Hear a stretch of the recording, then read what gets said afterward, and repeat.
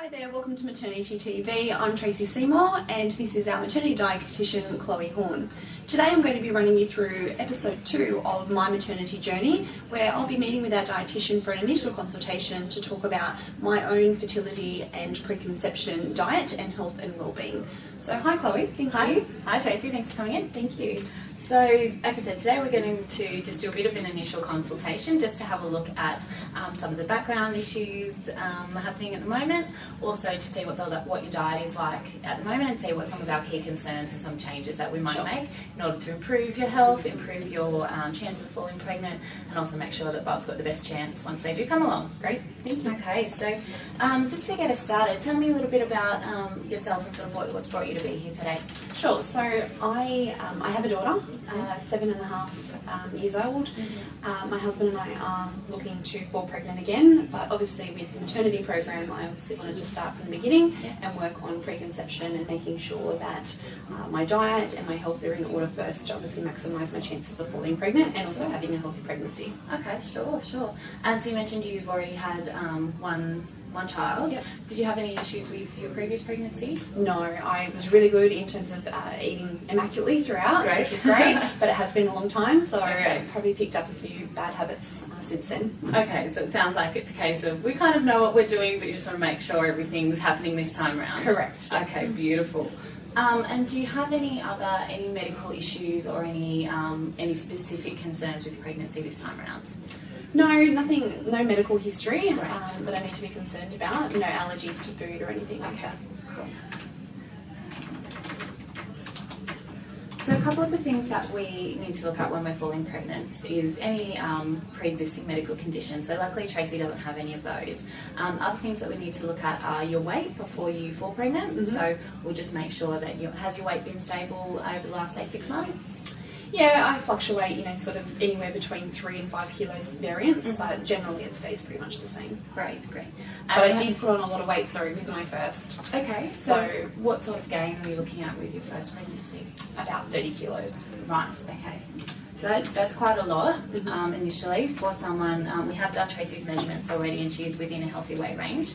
So for someone like yourself, we recommend a weight gain of about 15 kilos over the entire pregnancy. So that is quite a bit in the first one. It was.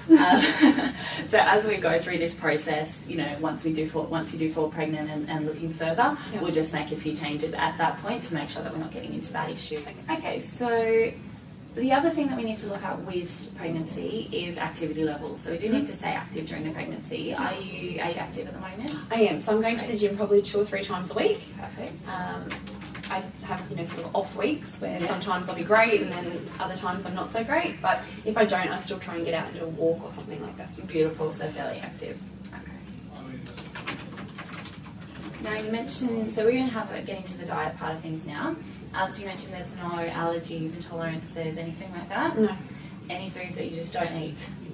No, I'm actually a really good eater. Okay. In terms of, having a variety, I'll eat pretty much anything. Okay, awesome. That makes my life a lot easier.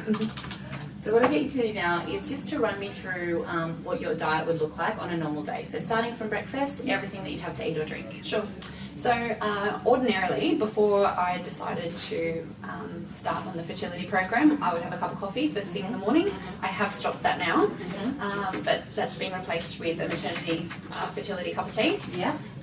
Followed by either toast, normally 2 to 3 slices of Vegemite toast, or potentially a porridge if it's cold. Occasionally, it might be something like crumpet. And with things like your toast, what kind of bread do you use? White bread. Okay. Yep. So what we're going to do at the moment, you notice I'm not actually giving Tracy any recommendations as we go through. That's to just get an idea of exactly how she's eating at the moment, and then we'll summarise everything at the end and look at the diet as a whole. So some of the main areas for you that I would be concerned with are your calcium intake, your iron intake, and just making sure your folic acid intake is up to scratch. Sure. So the reason I'd be concerned about your calcium intake is that you don't actually have a lot of dairy. So calcium is really important for mums because when you do fall pregnant, your baby will actually leach it out of your body if your stores aren't appropriate. So your baby will take it regardless. Yeah. It's just you that will then suffer. Leaving me. Yep. Okay. And we don't want to obviously have a healthy baby with an unhealthy mum. Sure. So what I recommend there is including, if you can, at least 2 serves of dairy a day, so whether that's in the form of cheese, Greek yogurt, Okay. or it could be milk, so because you have eliminated that through your coffee, Yep. adding in possibly just a glass of milk or something for a dessert. Okay. Yep. So the coconut yogurt, was that for just a taste preference, or is it? Yeah. I prefer coconut yogurt over normal yogurt, but Sure. I could switch that if it was, you know, a fat-free option or something like that. Definitely. So not necessarily a fat-free option, because then we have issues with artificial sweeteners Okay. and those kinds of things. We want to eliminate as many Yep. chemicals as possible. Something like a Greek yogurt, a natural or Greek yogurt would be perfect. Just like a Chobani yogurt or something. Absolutely, Yep. that'd be great. Okay. Even if it's every second day, just to keep boosting that calcium Okay. intake. Yep.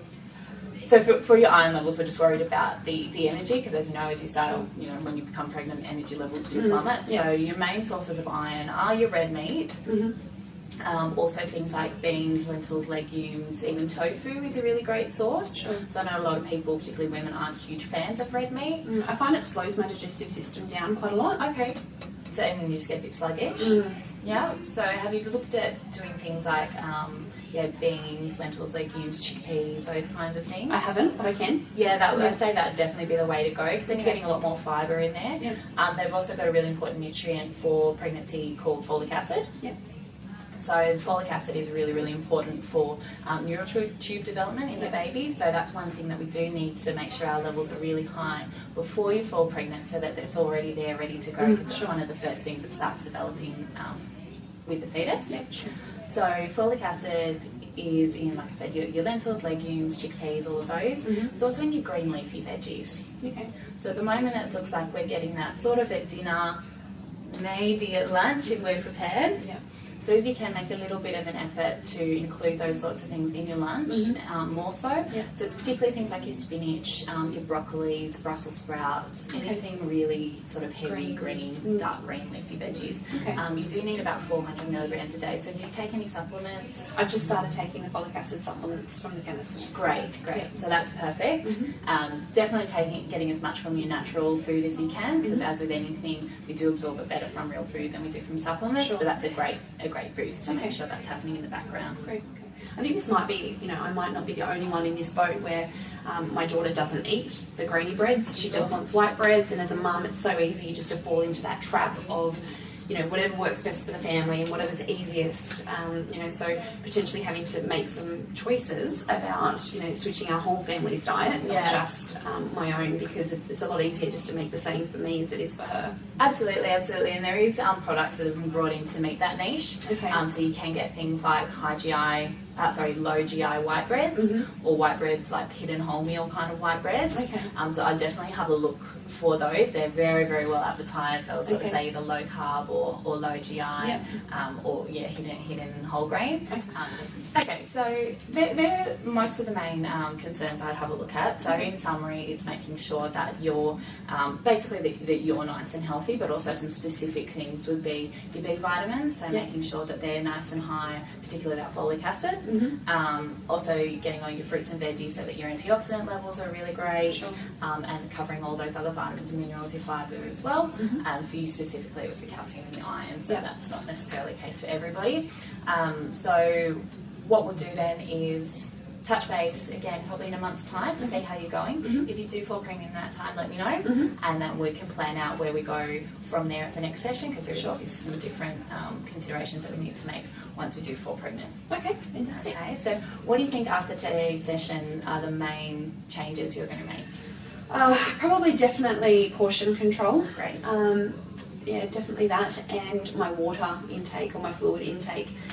There's probably the two main ones, and just trying to up my iron levels naturally. I think from memory, I think I had lower iron levels when I had my daughter, so I think that's probably an important one, just to start looking at maybe some of those other options for iron other than red meat. Definitely, that'd be great. Yeah.